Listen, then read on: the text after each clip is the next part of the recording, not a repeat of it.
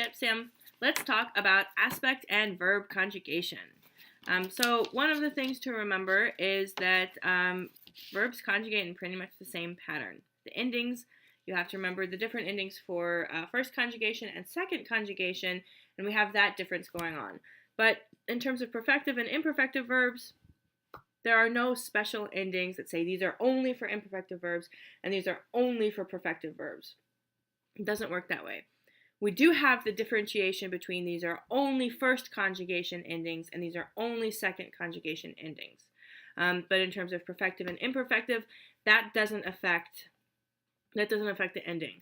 A perfective verb can be either first or second conjugation pattern, and an imperfective verb, ditto, can be either first or second conjugation pattern. It really depends on the verb, the stem of the verb, sort of it's the history of the word, which I don't think any of you guys care about. But if you do, come to office hours and talk to me because I think it's really fascinating. But, for the most part, we don't have to memorize any new endings special or specific for perfective verbs. We're going to use the same ones that we've been using all along. Now, the thing to remember as we learn these new perfective pairs for the verbs that we've been using is to also memorize whether it's first or second conjugation so that you'll know which type of endings to use. Again, not new endings, ones that we already know, and we're just using them in a different way. So let's look at an example. So we've got citat and pracitat. We've been using citat for a long time. We know it's a first conjugation word. Its stem is citai, has the regular first conjugation endings. Pracitat, the perfective counterpart for this verb, follows exactly the same pattern. So there are some perfective, imperfective pairs that are like this, where they're exactly the same. The only difference is maybe a prefix.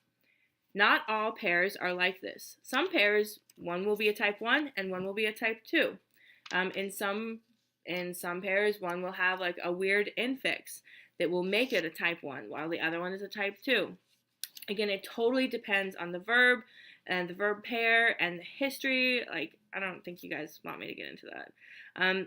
But the important thing to know is that pracitat, just like citat, is a type 1 conjugation verb, so it takes the type 1 endings.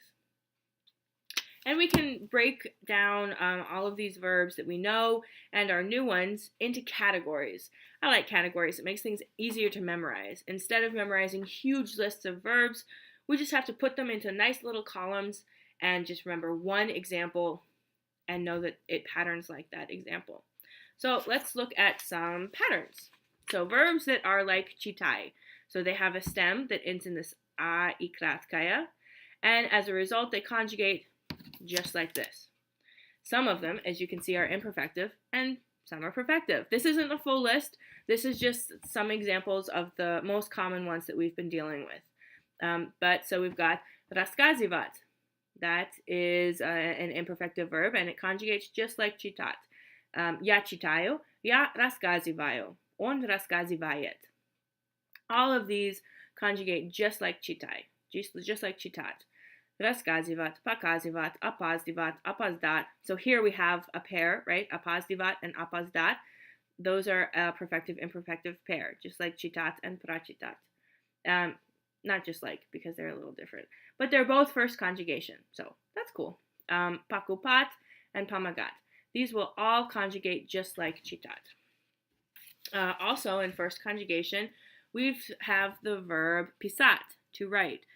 We know that that one is a little different from citat, right? So the endings are the same, but the way that the stem functions is a little different. The stem here ends in a ikratkaya, versus in pisat, we have a consonant mutation, and then the stem ends in a consonant, not a vowel. Pish is the stem for this verb. So ya pishu, not ya pishayu, ya pishu, on pishit, muy pishim, that kind of thing. And these verbs are just like that. They also have a consonant mutation, and their stem also ends in a consonant. So skazat has a consonant mutation. The z goes to a zh, so the stem is skaj. Pakazat, ditto, z goes to a zh, pakaj, pakaju, skaju, pakaju. And raskazat,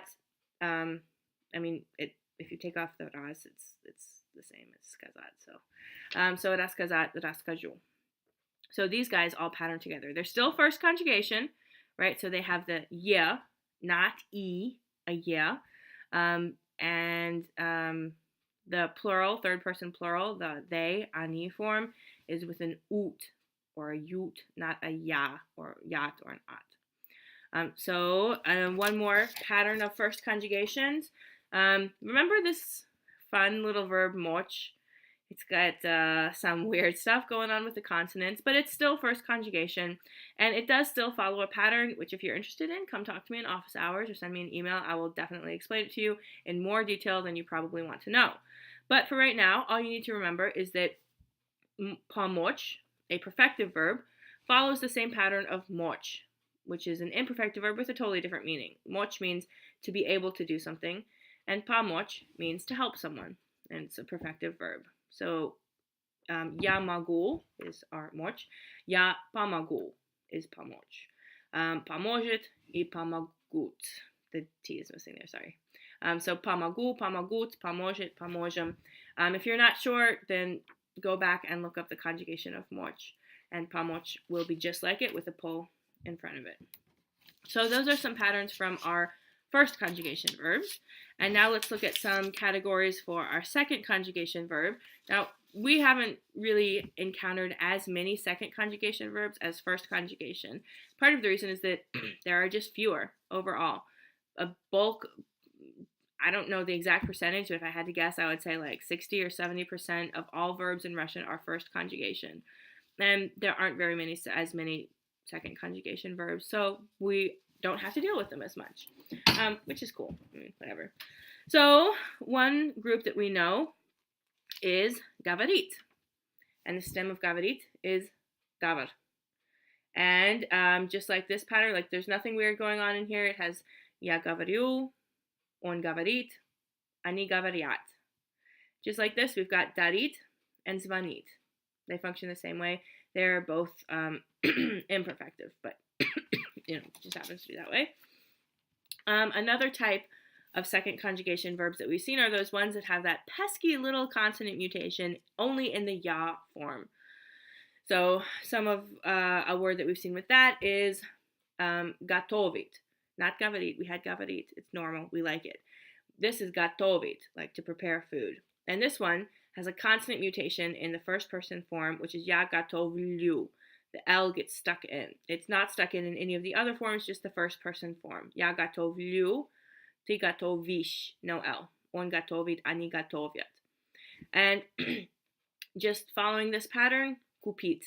Ya kuplyu. We have an L stuck in here. Kuplyu. We've also seen consonant mutations with chadit.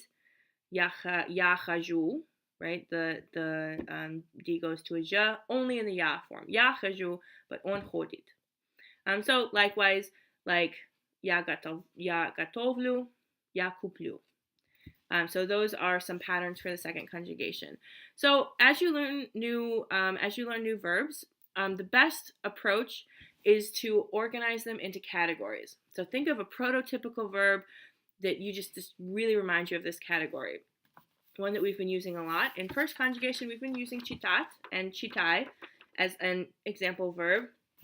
We've been using pish as another example of a different category within conjugation 1. You could use jiv. You could, if you like skazat, you can use skaj and just like remember that as your prototypical example. And anytime you learn a new verb, memorize what verb it goes with, what category of verbs it goes with. And that way it'll make it easier to remember what happens in the conjugation. And you won't have to think, wait, let me think of the conjugation endings. Okay, now let me think about consonant mutations. Do I have to deal with that here? Now let me think about this and that and that. No. Make your life easier. Get a mental category going on and say, this verb is like the one I already know. This one is like a different one I already know. And it will make your life so much easier. So that's aspect and verb conjugation.